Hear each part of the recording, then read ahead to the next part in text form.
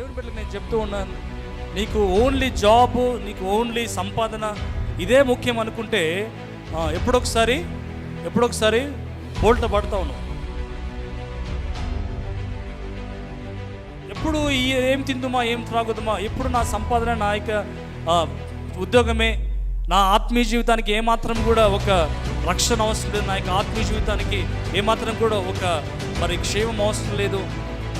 పట్టించుకోకుండా ఆత్మీయ జీవితం స్లోగా పాడైపోయి నువ్వు దేని గురించి ఆశపడ్డావో ఆ ఉద్యోగం పోతుంది, దేని గురించి ప్రాకులాడావో ఆ ఆస్తి పోతుంది, అన్నీ పోయి కంప్లీట్గా జీరో అవుతావు.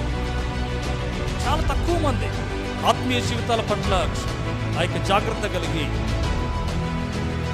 ఒక దేవుని సన్నిధి, ఒక దేవుని యొక్క మార్గం నడిపించే ఒక మందిరం,